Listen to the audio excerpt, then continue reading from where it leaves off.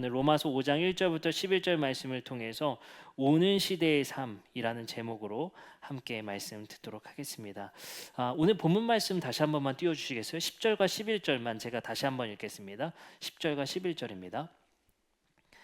곧 우리가 원수 되었을 때 그 아들의 죽으심으로 말미암아 하나님과 화목하게 되었은즉 화목하게 된 자로서는 더욱 그의 살아나심으로 말미암아 구원을 받을 것이니라. 그뿐 아니라 이제 우리로 화목하게 하신 우리 주 예수 그리스도로 말미암아 하나님 안에서 또한 즐거워하느니라. 아멘. 오늘 말씀의 핵심 구절, 이 구절을 중심으로 우리가 함께 말씀을 들어보려 합니다. 바울은요, 구원이 무엇인가라고 말했을 때 하나님과의 화목함이다라고 설명하고 표현하고 있습니다.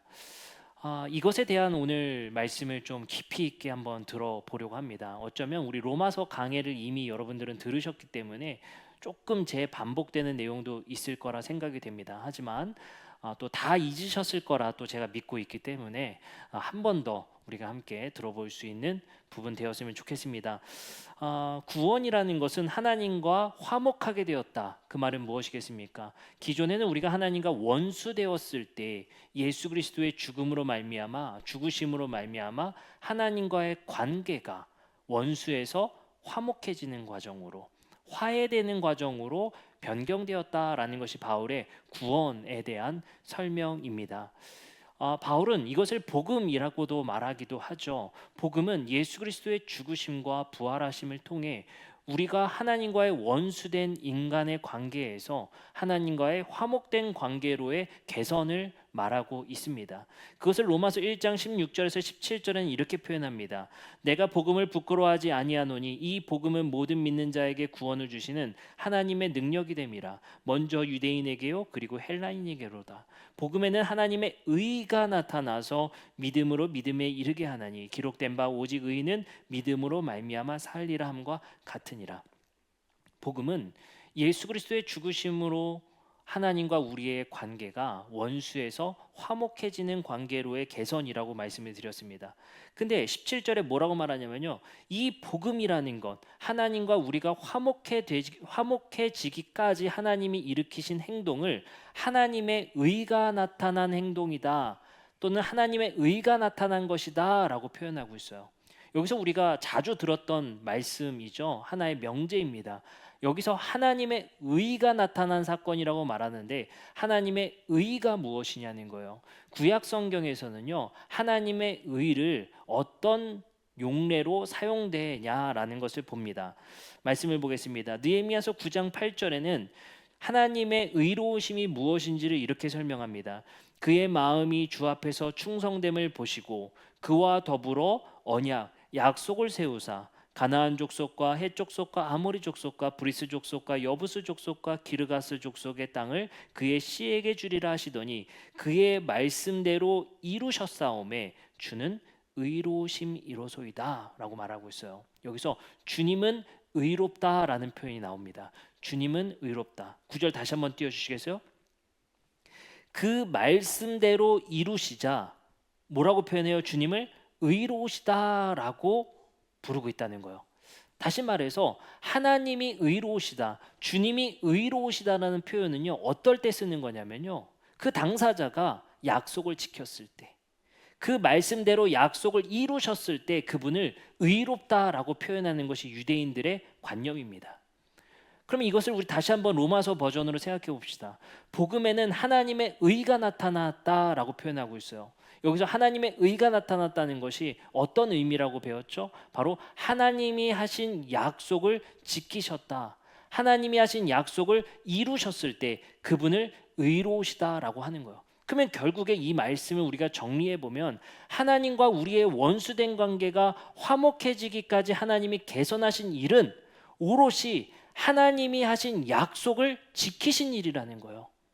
하나님과 우리가 원수된 관계를 하나님이 화목의 관계로 개선시킨 것은 하나님이 작정하시고 하나님의 신실하심으로 이것을 이루신 일이라는 겁니다. 그럼 바울이 하고 싶은 얘기는 뭐냐면요, 하나님이 오롯이 이루신 사건을 이야기하는 겁니다. 하나님이 오롯이 이루신 일이다라고 표현을 하고 있는 것입니다. 이것을 우리는 성경이 어떻게 진행되는지에 따라서 함께 살펴봤으면 좋겠어요. 자, 성경은요, 어떤 패턴에 따라 움직여지냐면요, 말씀을 한번 보겠습니다. 출애굽기 2장 24절부터 25절입니다. 잘 보세요. 이스라엘 백성들을 출애굽했는데 뭐라고 말하냐면요, 이렇게 말합니다. 하나님이 그들의 고통 소리를 들으시고 하나님이 아브라함과 이삭과 야곱에게 세운 그의 약속을 기억하셔서 하나님이 이스라엘 자손을 돌보셨고 하나님이 그들을 기억하셨더라라고 하는 거예요. 자, 하나님이 이스라엘 자손을 돌보시고 기억하신 이유는 하나님이 아브라함과 이삭과 야곱에게 세운 그의 약속을 기억하셨기 때문이라는 거예요. 출애굽기 6장 8절도 반복됩니다. 내가 아브라함과 이삭과 야곱에게 주기로 맹세한 땅으로 너희를 인도하고 그 땅을 너희에게 주어 기업을 삼게 하리라. 나는 여호와라 하셨다 하라. 자, 성경은 패턴이 있다고 했어요. 어떤 패턴입니까? 성경이 진행되는 이야기의 중심에는 하나님이 하신 약속을 지키시고 있는 일이에요. 하나님이 하신 약속을 이루시고 있는 이야기가 바로 성경입니다. 근데 하나님이 어떤 약속을 하셨습니까? 아브라함과 이삭과 야곱에게 세우신 약속을 지키기 위해 그들을 출애굽시키시고 그들을 가나안 땅에 보내시고 그곳에 정착시키시고 그들을 돌보시고, 모든 이유는요, 성경의 모든 스토리의 이유는 하나님이 약속하셨기 때문에 그래요. 그 약속을 이루시고자 하나님의 일하심의 이야기가 바로 성경의 이야기입니다. 근데 로마서에서 뭐라고 하냐면요, 이 복음의 사건, 우리가 하나님과 원수되었을 때 하나님과 화목해지기 위한 이 관계를 개선하기 위해 일으킨 사건도 하나님이 약속하신 거 이루신 사건이라는 거예요. 그럼 결국엔 성경은 어떤 패턴이냐면요, 하나님이 약속하시고 그 약속을 철저하게 지키시는 하나님이라는 것을 우리에게 보여주시는 바로 이야기가 성경이다라고 하는 것입니다. 자, 그러면 하나님이 하신 약속은 뭘까요? 어떤 약속을 하셨고 그 약속을 이루시기 위한 하나님의 일하심의 이야기라고 말을 하는 걸까요? 어떤 약속입니까?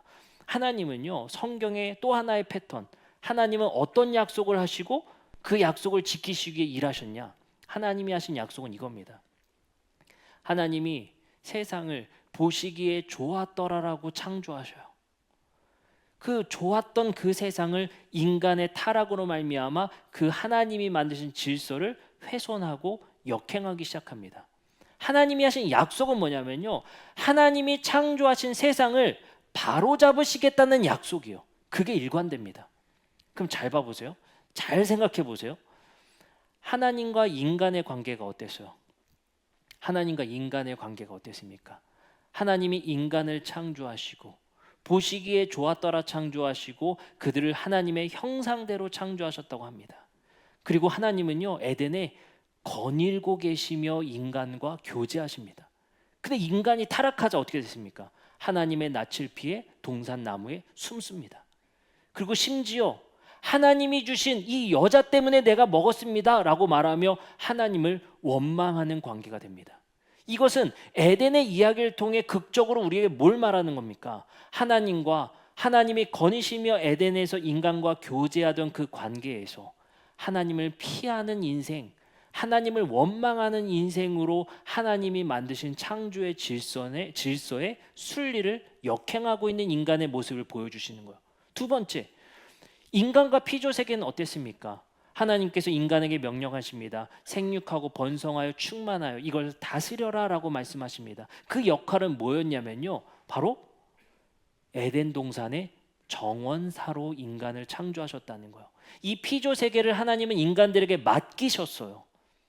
그 맡기신 편을 뭐라고 합니까? 인간이 그곳에서 그것을 다스리며 그것을 관리하는 관리자로서 동물들에게 이름을 지어줄 권한을 주셨어요. 근데 타락하자 어떻게 됩니까? 인간이 이제 노동을 해도 땀을 흘려도 엉겅퀴가 나올 거라고요. 이제 일하는 만큼 우리가 수확할 수 없는 시대가 왔습니다. 인간의 타락으로 말미암아 이제 그것을 보존하고 지키는 자들이 아니라 이제 피조 세계를 함부로 대하고 파괴하는 자들이 되게 됩니다. 세 번째, 인간과 인간의 관계는 어떻습니까? 하나님께서 혼자 있는 것이 보기에 좋지 않아 하와를 돕는 배필로 주십니다. 근데 타락하자 그 관계가 어떻게 되죠?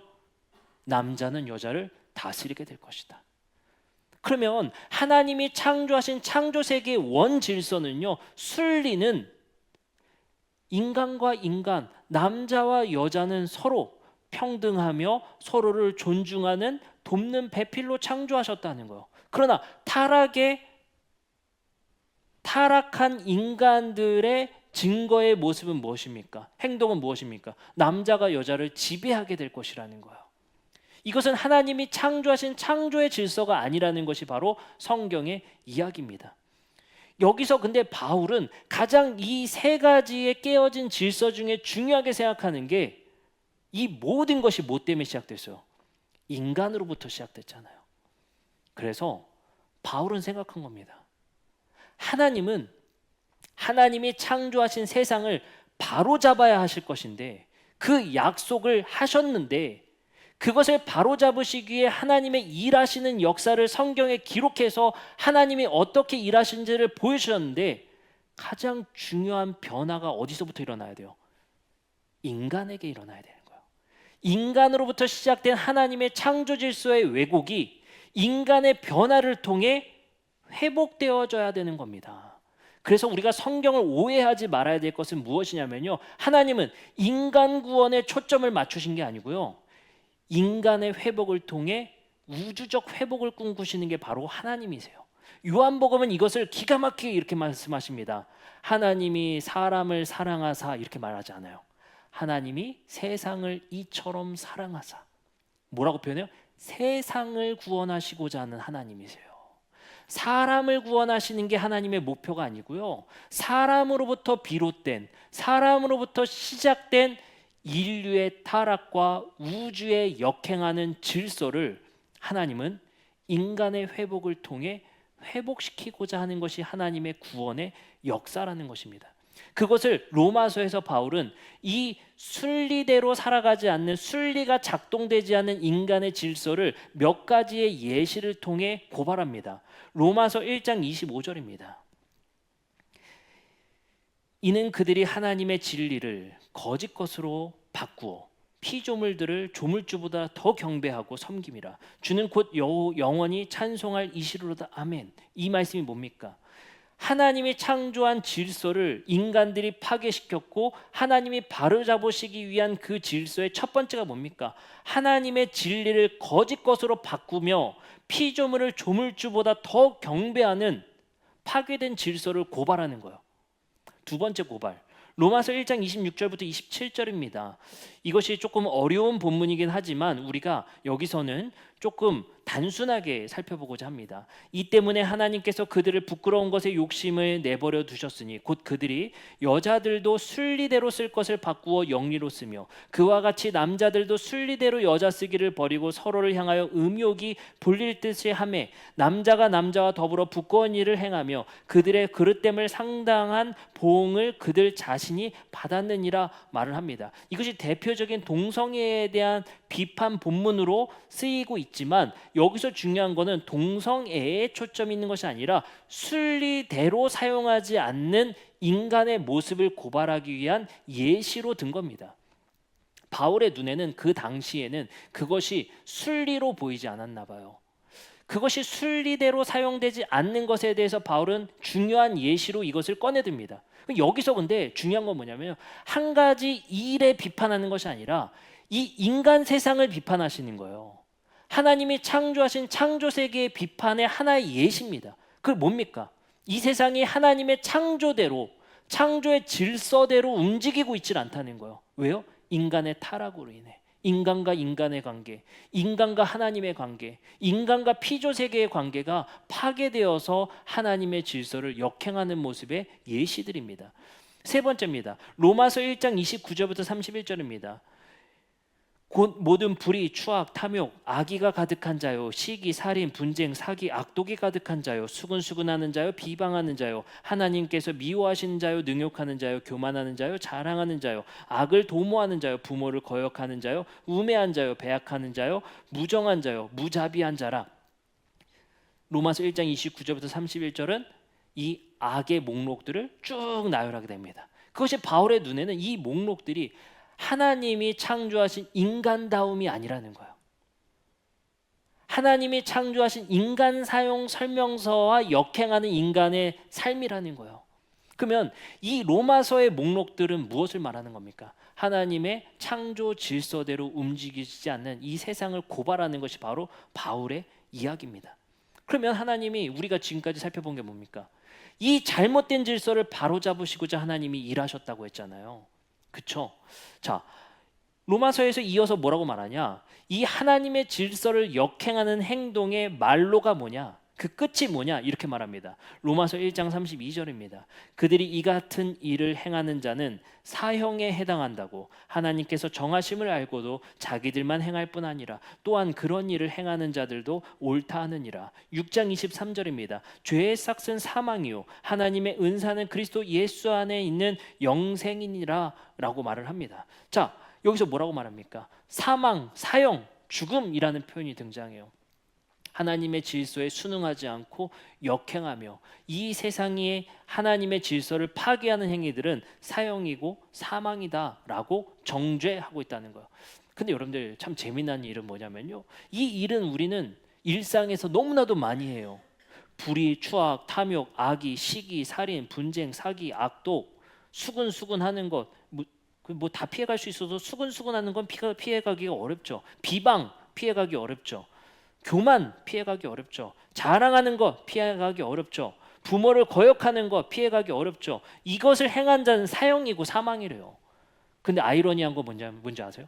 안 죽어요. 우리는 그래도 하나님의 말씀대로 수근수근 하자마자 우리를 죽이면 이거 안 믿을 수가 있습니까? 근데 안 죽어요. 왜 그러냐? 유대인들의 관념에서는 사망, 사형, 죽음이라는 것은 생물학적 죽음을 의미하는 것이 아니라 하나님과의 관계의 단절을 의미합니다. 이 일을 하는 자들은 하나님과 멀리 떨어진 자들이라고 표현하는 거예요. 왜냐하면 유대인들의 관념은 오롯이 생명을 주시고 생명의 주관자는 하나님이시고 하나님과 관계가 연결되어 있는 사람들이 생명이 있다라고 말해요. 생물학적으로 얘기하는 것이 아니라. 그러면 하나님과 관계가 멀어진 자들은 죽음, 사망 이렇게 표현하는 거예요. 그럼 이 목록대로 하나님의 질서에 역행하는 삶을 사는 것은 결국 뭐라고 얘기하는 겁니까? 하나님과 관계 없는 자들, 하나님과의 관계로부터 멀어진 자들이라고 표현하는 것입니다. 자, 그러면 이제 중요한 것은 이 모든 것을 이제 하나님이 바로잡으시기 위해 작정하신 거예요. 이 모든 것을 이제 하나님이 바로잡으시고자 이제 작정하시고 행동하셨다는 거예요. 봅니다. 로마서 5장 10절입니다. 오늘 본문이죠. 곧 우리가 원수되었을 때 그의 아들의 죽으심으로 말미암아 하나님과 화목하게 되었은즉 화목하게 된 자로서는 더욱 그의 살아나심으로 말미암아 구원을 받을 것이니라. 로마서 6장 22절입니다. 그러나 이제 너희가 죄로부터 해방되고 하나님께 종이 되어 거룩함에 이르는 열매를 맺었으니 그 마지막은 영생이니라 라고 말을 합니다. 여기서 영생이라는 표현이 나와요. 영생이라는 표현. 이 영생이라는 것도 우리가 한번 생각해 봐야 될 것 같습니다. 결국엔 하나님께서 이 모든 것을 바로잡으시기에 작정하셨고 당신의 아들을 내어주심으로 이 바로잡으시는 일을 행하셨단 말이에요. 그리고 나서 우리에게 영생을 선물로 주셨대요. 영생도 어렵죠. 여러분들 영원히 사는 사람이 있습니까? 없죠. 다 죽죠. 그거는 진리입니다. 순리죠. 다 죽게 됩니다. 근데 하나님께서는 뭐라고 하냐면요, 영생을 얻게 될 것이다 라고 말하죠. 그럼 우리는 당연히 이렇게 생각할 거예요. 죽으면 영원하니까, 육체는 죽지만 영혼은 영원하니까 라고 생각할 수 있어요. 근데 유대인들은요, 이 영생이 이터널 라이프, 영원히 산다라는 의미가 아닙니다. 이 영생은 뭐냐면요, 시대를 얘기해요. 시점, 시대를 얘기합니다. 시대. 어떤 시대를 말하는 거냐면요, 하나님이 이 온 우주를 바로잡으셨을 때를 의미해요. 이 왜곡된 질서를 하나님이 기필코 바로잡으셨을 때를 영생이라고 표현합니다. 그걸 우리는 유대교적 표현으로 이렇게 말해요. 오는 세상, 다가올 세상, 앞으로 이루어질 세상, 이것을 영생이라는 표현을 씁니다. 이것을 마태복음에서 이렇게 표현하죠. 마태복음 12장 32절입니다. 잘 보세요. 또 누구든지 말로 인자를 거역하면 사하심을 얻되 누구든지 말로 성령을 거역하면 이 세상과 어디에서도요? 오는 세상. 그러니까 유대인들은요 시점을 두 개로 나눠요. 이 세상 그리고 두 번째 오는 세상. 근데 오는 세상은 어떤 의미라고요? 하나님이 이 세상을 바로 잡으셨을 때 오는 세상을 다른 표현으로 영생이라고 말한단 말이에요. 자 그러면 자 히브리서 6장 5절부터 6절도 보겠습니다. 이렇게 표현합니다. 5절입니다. 하나님의 선한 말씀과 장차 올 세상의 권능을 맛본 사람이라고 말해요. 여기서 똑같이 표현하죠. 오는 세상. 이 오는 세상은 하나님이 완전히 바로잡으신 완전한 질서가 회복된 세상을 말합니다. 그 세상을 맛본 사람이라고 얘기해요. 근데 여기서 중요한 표현이 나와요. 여러분들 영생 또는 오는 세상을 우리는 기다리고 있습니까? 하나님이 이 세상을 이처럼 사랑하셔서 바로잡으시기에 일하시기에 이제 기필코 일하셨는데 그 세상을 우리는 기다리고 있습니까? 아니에요. 뭐라고 말하냐? 히브리서 6장 5절에는 하나님의 선한 말씀과 장차 올 세상의 권능을 뭐한 사람? 맛본 사람. 그 영생 오는 세상을요 뭐한 사람이 있다? 맛본 사람이 있다는 거예요. 근데 이마트 가서 시식을 본 사람이 있다는 거예요. 물건은 못 샀지만 시식을 통해서 체험한 사람들이 있다는 거예요. 이게 그리스도인들의 신앙이었어요. 그 말이 뭐냐? 하나님이 온전히 바로잡으실 인간과 인간의 관계가 회복되고 하나님과 인간의 관계가 회복되며 인간과 피조 세계가 화목해지는 그 세상을 지금 이 순간에 맛본 사람들이 있다는 거예요. 그게 누구? 그리스도인이라는 거예요. 유대인들은 이 시기를 여전히 기다리고 있습니다. 우리는 근데 이것을 이 땅에서 현존한 이 세상에서 맛본 사람이 있다는 거예요. 찬송가에 이런 찬송가가 있잖아요. 내 영혼이 하늘의 영광을 이 땅에서 누린다. 자, 오는 세상을 이 땅에서 맛본 사람이 있다는 겁니다. 놀랍게도요. 하나님의 구원의 사역은 인간의 구원에 머무르는 것이 아니라 온 우주를 하나님이 창조의 질서로 회복하고 바로잡으시는 게 구원이라고 했습니다. 로마서 8장 19절부터 22절은 이렇게 말해요. 피조물이 고대하는 바는 하나님의 아들들이 나타나는 것이니 피조물들이 허물한데 굴복하는 것은 자기 뜻이 아니요 오직 굴복하게 하시는 이로 말미암음이라. 그 바라는 것은 피조물도 썩어짐의 종노릇한 데서 해방되어 하나님의 자녀들의 영광의 자유에 이르는 것이니라. 피조물이 다 이제까지 함께 탄식하며 함께 고통을 겪고 있는 것을 우리가 아느니라. 바울은 뭐에까지 관심이 있어요? 피조물에까지 관심이 있는 거예요. 자연세계, 피조세계까지. 이걸 잊지 말아야 돼요. 그래서 우리가 자연을 보존하고 자연을 아끼는 것은 하나님의 구원 사역에 동참하는 겁니다. 인간과 인간의 평등을 위해서 우리가 노력하고 그 일을 함께 외치는 것은 하나님의 구원 사역에 동역하는 것입니다. 남자와 여자의 평등을 위해서 함께 운동하고 함께 외치는 것은 하나님의 구원 사역에 동역하는 것입니다. 예수님은 이것을 정확하게 알고 있었어요. 천국은 이 어린아이와 같은 자들의 것이다. 그들의 인권을 외면하지 않으셨습니다. 예수 그리스도는 그들을 일으켜 세우는 게 하나님의 일하심에 동역하는 것이라 생각했습니다. 왜요? 하나님의 구원 사역은 인간 구원에 머무르는 것이 아니라 온 우주의 질서를 하나님의 순리대로 하나님의 원칙대로 회복하는 것이 비전이었기 때문입니다. 근데 우리는 그 질서의 회복을 이 땅에서 맛본 자들이라는 거예요. 이 땅에서 그 질서를 우리는 맛보고 경험했다는 겁니다. 어떻게 해요? 교회에서는 신분과 질서가 없는 차별 없는 세상입니다. 교회는 직분과 직분 없는 자와 차별 없는 세상입니다. 헌금을 많이 한 자와 못한 자와 차별 없는 것이 교회입니다. 남자나 여자나 모두 주방 일을 할 수 있는 게 교회입니다. 어린 자나 나이 많은 자나 모두 하나님 안에서 차별 없는 것이 바로 교회입니다. 우리는 그래서 교회에서 어린아이들을 섬기며 예수 그리스도가 제자들을 위해서 자신의 팔을 걷고 발을 씻기신 것처럼 우리는 여기서 높은 자나 낮은 자나 주님 안에서 하나됨을 느끼며 이 땅에서 오는 세대의 삶을, 오는 시대의 삶을 경험하고 맛보는 곳이 되어야 합니다. 그래서 교회는 자연의 회복을 위한, 피조세계의 회복을 위한 운동과 남자와 여자, 직분자와 직분 없는 자와 돈 많은 자와 돈 없는 자가 모두 그리스도 안에서 하나됨을 누리고, 귀천이 있는 자와 직업을 갖지 못한 자와 좋은 직업을 가진 자와 모두 그리스도 안에서 하나됨을 느끼며 이곳에서는 박탈감이 없고 소외감이 없음을 느끼는 것이 바로 교회가 되는 것입니다. 하나님은 이 오는 시대를 교회를 통해 우리에게 맛보기를 바라시고 경험하기를 바라십니다. 그리고 더 나아가 이것을 경험해서 그치는 것이 아니라 세상으로 빛과 소금이 되어 확장하시기를 바라십니다. 그것이 우리 교회가 가져야 될 사명이라는 것을 우리는 알아야 합니다. 골로새서 3장 1절부터 11절의 말씀입니다.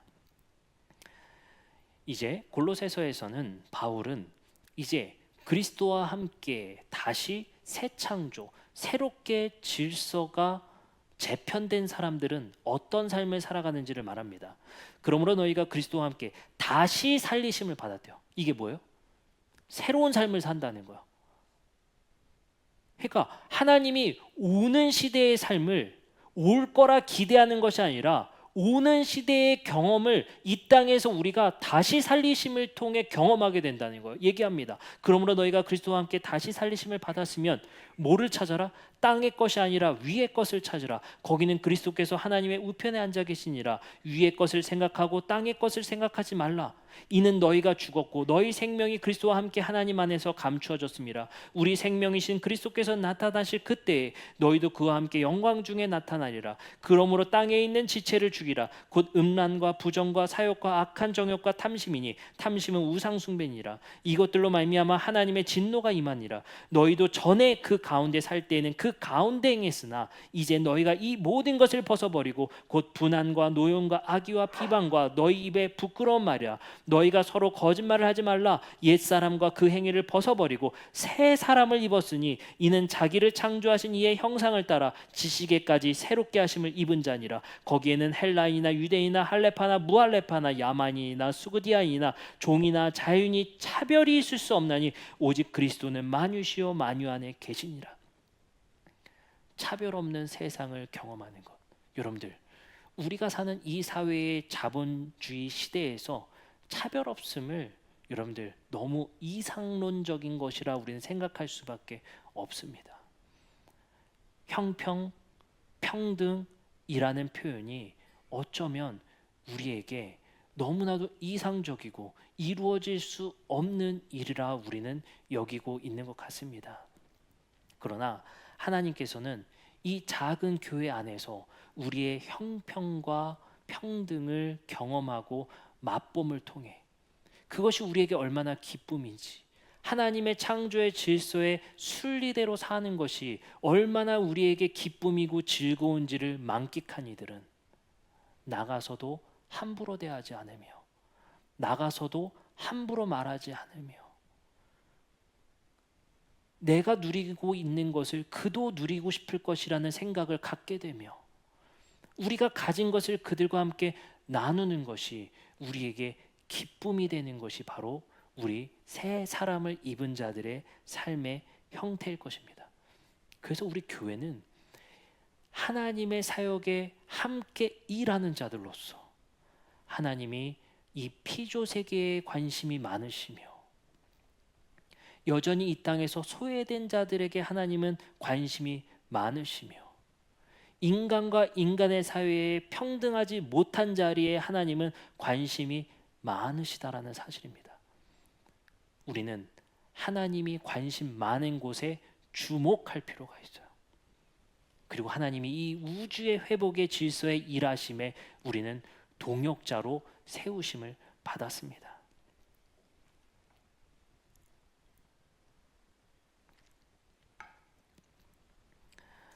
이번에 우리 교회에서 이제 마술 행사를 하지 않습니까?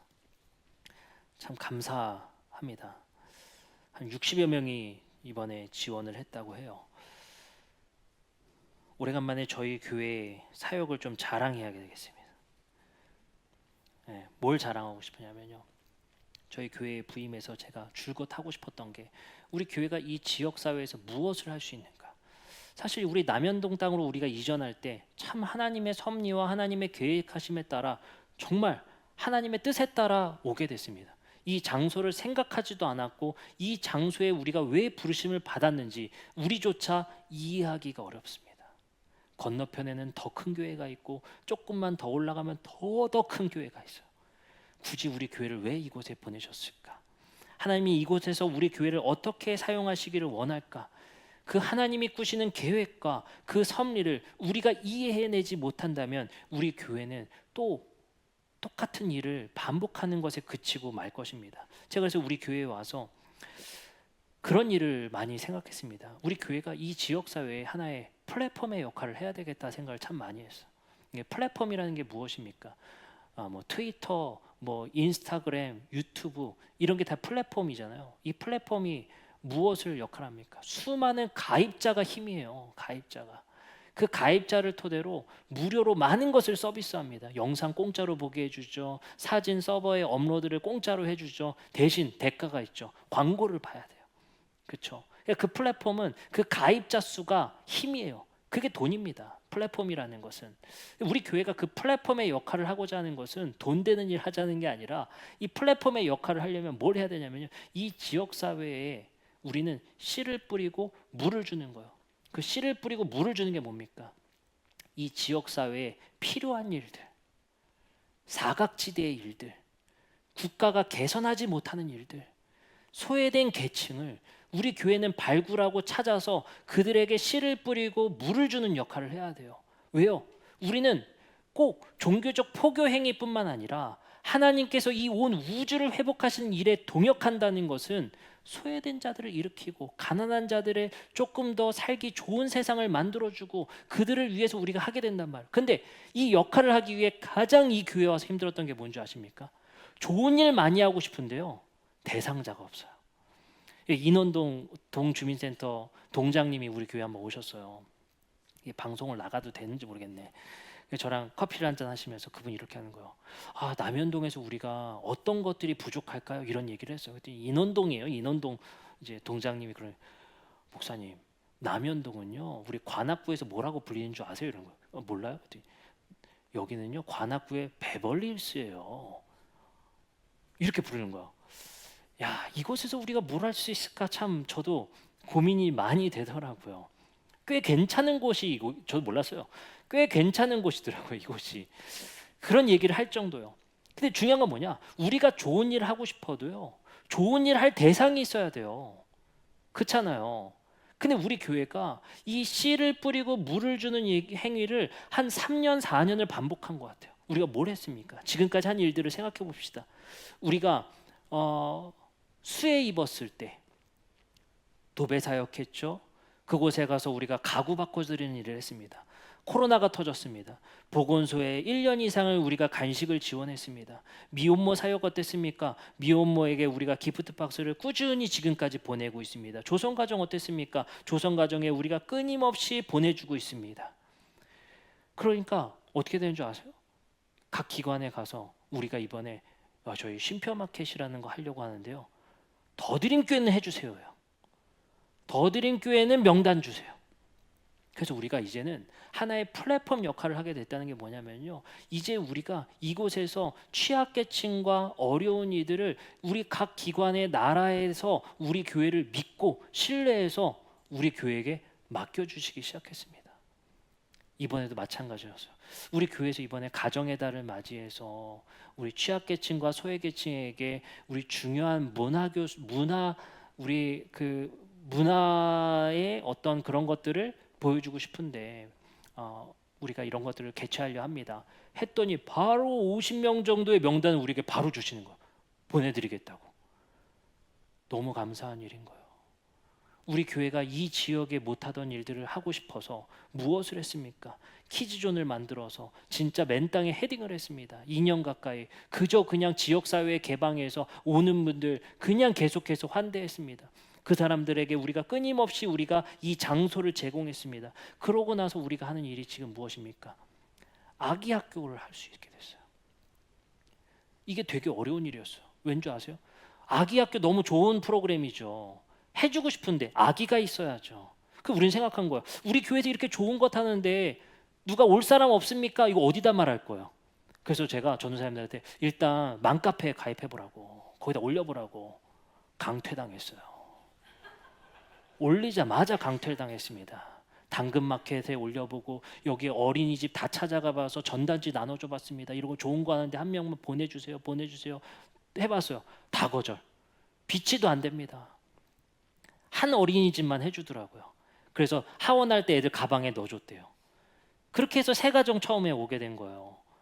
그래서 그 가정이 너무 좋다 하니까 우리 교회에 무슨 이게 득이 됩니까?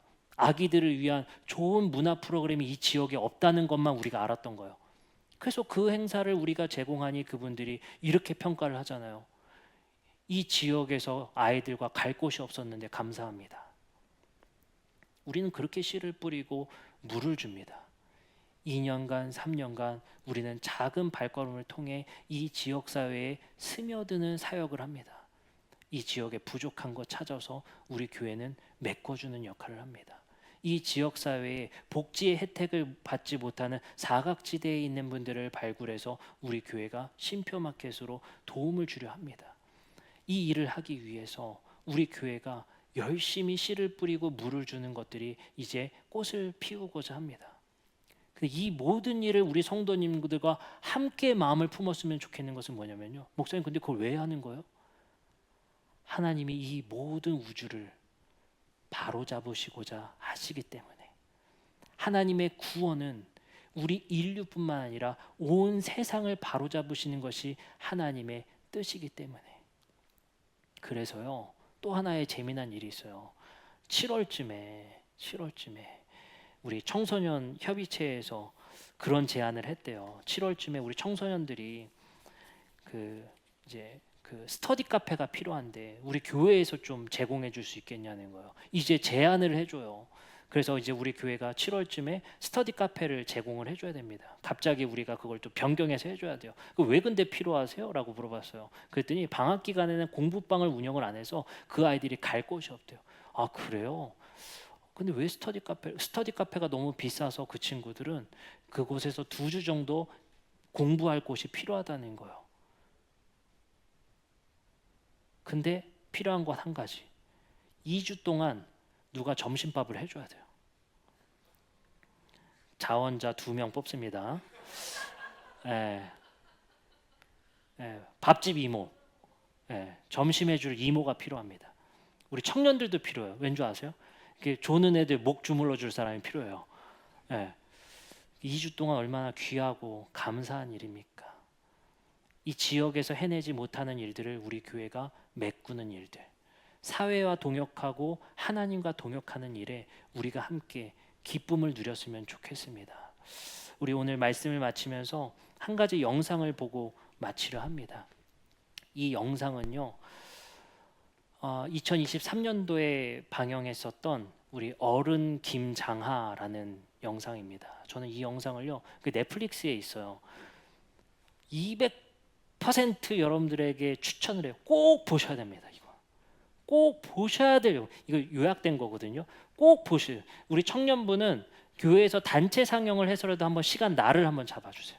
아시겠죠? 꼭 봐야 합니다. 이거 한번 영상을 보시고 우리 교회가 오늘 말씀과 함께 나아갈 길을 마무리하고 마치도록 하겠습니다. 우리 잠깐 영상 보도록 하겠습니다.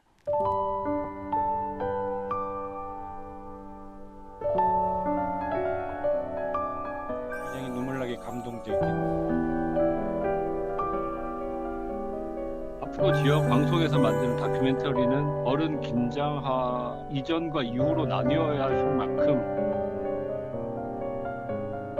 정말 결이 다른 그런 따뜻함과 나눔이 있었습니다. 한평생 남을 위해 살아온 김장하 선생의 삶. 그리고 이를 기억하는 주변인의 목소리. 처음 들어요. 이런 사람 없다고 봐야 돼. 법이 없어도 잘 살아리고. 2023년 새해 세상에 온기를 전하고 있는 휴먼 다큐멘터리 어른 김장하에 대한 후평이 이어지고 있는데요.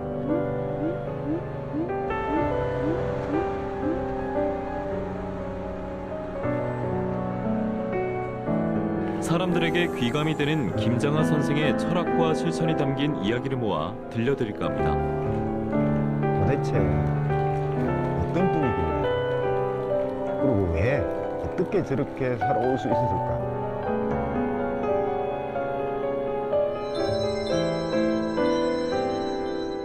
선생님께 이제 고맙다고 인사를 갔더니 자기한테 고마워할 필요는 없고 자기는 이 사회에 있는 것을 너에게 주었을 뿐이니 혹시 갚아야 된다고 생각하면 이 사회에 갚아라. 서울에서 선생님 이제 은퇴하신다는 그 오마이뉴스 기사 보고 왔다는 그 장학생 그 기억하시겠던가요? 김종미 예, 맹신고등학교 7기라고 하죠. 장학금을 받고도 특별한 인물이 뭔데 죄송합니다. 내가 그런 걸 말하는 건 아니었습니다. 예, 우리 사회는 평범한 사람들이 지생하고 있는 거다. 예.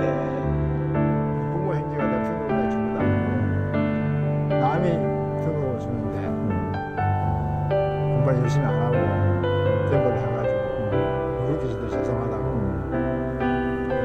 내가 그랬어. 국가를 위한 봉사하는 길은 둘 다 똑같다. 세 가지 조건이라 그랬거든. 내 신청은 한 살도 안 쓰겠다. 안 쓰겠다. 돈을 받고 하는 한 사람도 채용하지 않겠다. 그리고 권력에 굽히주고 하지도 않겠다. 그 되면 세 가지 해결되면 교사들은 오래 교사 뽑을 수 있잖아요. 이사장께서는 선생님들한테 네가 어떤 선생님이 되라 하는 그런 부탁은 한 번도 한 적이 없습니다.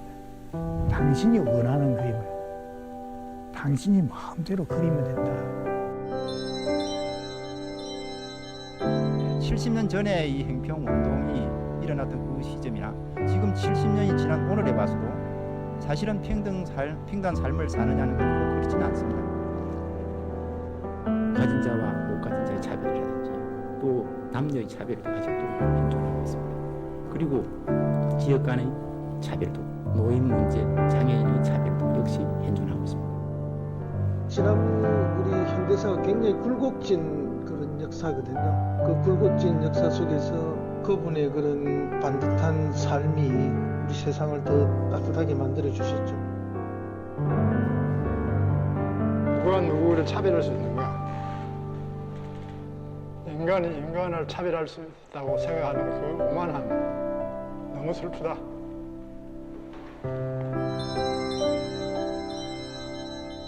엊그제 누군가가 물었어요. 선생님 그 찻잔을 그 옛날에 쓰던 걸 계속 안 바꾸고 계속 그걸 쓰시는 이유가 있습니까? 이렇게 물었어요. 그럼 선생님 뭐라고 대답할게요? 깨진 것도 아닌데. 그렇지. 안 깨지대. 옛날에 나는 약값을 기술료라 해가지고 엄청 많이 받았거든. 나는 기술료보다는 수가를 줄이겠다. 내가 돈을 벌었다면 결국 아프고 괴로운 사람들을 상대로 해서 돈을 벌었다. 그 소중한 돈을 함부로 쓸 수 없어서 차곡차곡 모아가지고 사회를 다시 하나하기 위해서 이 시장을 치웠다. 돈이라 푼 게 똥하고 똑같아갖고 그래서 화 모아놓으면 악취가 진동을 하는데 밭에 골고루 뿌려놓으면 좋은 그림이 된다.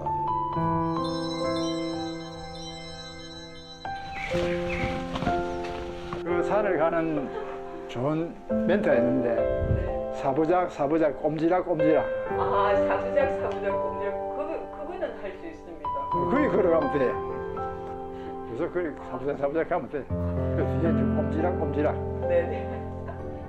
후세들이, 후배들이 또 젊은 사람들이 닮고 싶어하는 사람, 그 사람이야말로 우리 시대의 어른이 아닌가. 김장하 선생의 삶이 주는 울림은 앞으로도 많은 이들의 가슴속 깊이 새겨질 것입니다. 선생님은 자꾸 숨기려고 하는데 우리 사회를 보다 밝게 만들기 위해서는 선생님 이야기가 좀 더 널리 알려져야 된다고 생각을 합니다.